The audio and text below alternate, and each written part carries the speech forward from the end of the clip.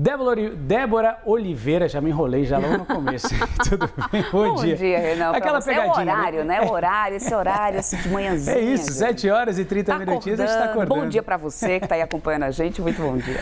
Débora está aqui com a gente justamente para trazer essa perspectiva do mercado diante dessas falas que a gente vem discutindo, né? Que sabemos que atingem todo o setor econômico, né? Os economistas adoram todo tipo de fala, sobretudo quando a gente tem uma fala um pouco mais tranquila, né? Haja visto que temos a queda do dólar refletindo, né? Muito isso. Bom dia. Exatamente. A gente já pôde perceber ontem, no final do dia, bom, pelo menos com a sinalização de que o governo iria sentar para discutir algumas situações relacionadas à economia, já trouxe ali uma expectativa positiva por parte dos investidores, o dólar chegando a cair em alguns momentos 2% ontem na operação.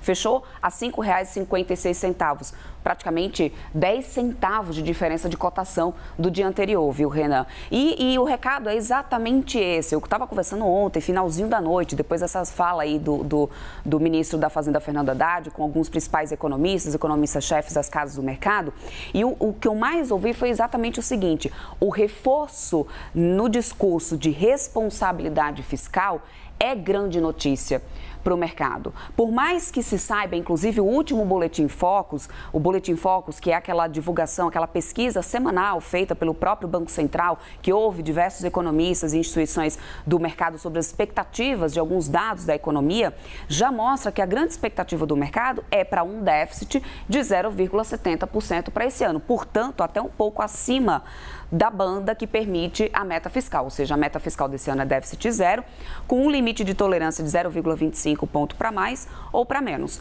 Quando a gente tem aí um anúncio e agora o governo agindo por esse lado, pensando em cortes, em contenção, que isso não estava sendo realmente colocado na mesa, antes a preocupação era muito mais arrecadatória, ou seja, já sinaliza novamente essa responsabilidade. Então, por mais que se saiba que você não tem a possibilidade de cravar aquilo, mas você tem a responsabilidade de buscar, esse é o recado mais importante para o governo, para o mercado, do que somente o jogar a toalha, que foi o que começou a mexer muito no dólar, viu, Renan? No início de abril, lá para o dia 15, na verdade, de abril, quando o governo mudou a meta do ano que vem.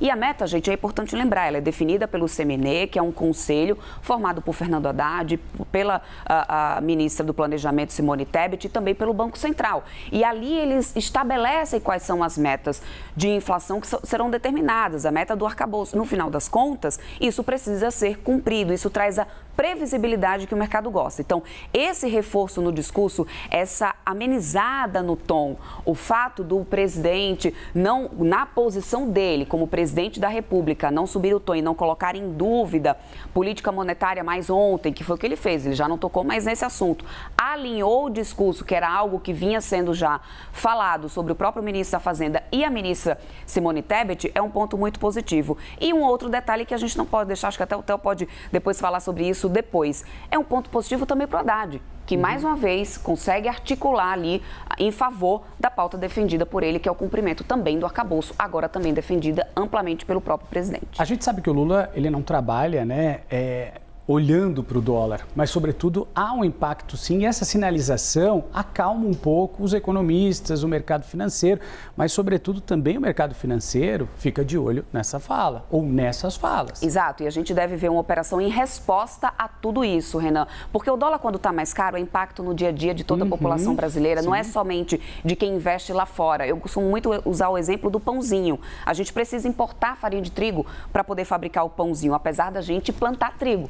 Mas para poder dar conta da demanda, a gente tem que importar. Importando o trigo mais caro, é o pãozinho que no final das contas fica mais caro. É inflação, é todo aquele efeito na economia que a gente já conhece. Então, o dólar também muito alto não é interessante para o bolso de ninguém.